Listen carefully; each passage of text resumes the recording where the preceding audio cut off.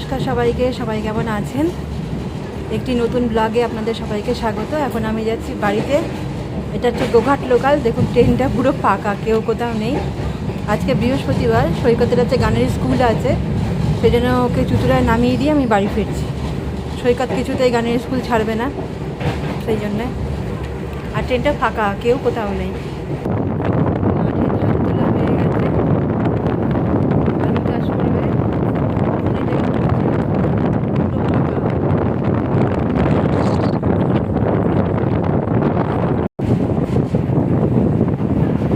পুরোই ফাঁকা,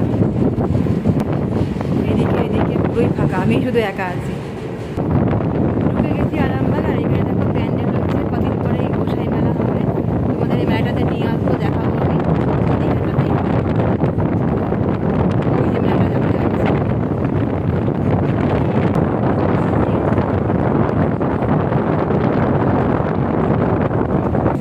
ওই যে ট্রেন থেকে আমাদের বাড়ি দেখা যাচ্ছে।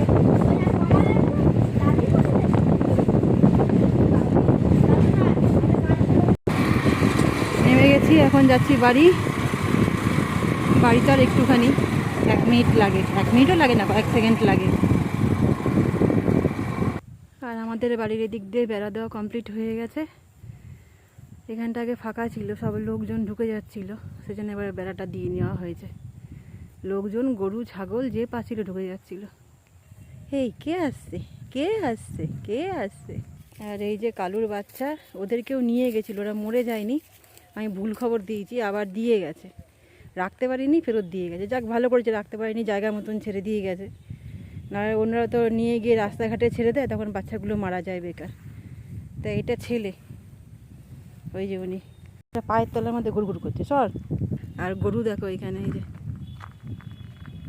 গরু সব পাল, যেহেতু মাঠে এখনও চাষ দেয়নি, তো ওই জন্য গরু সব ঘুরে বেড়াচ্ছে।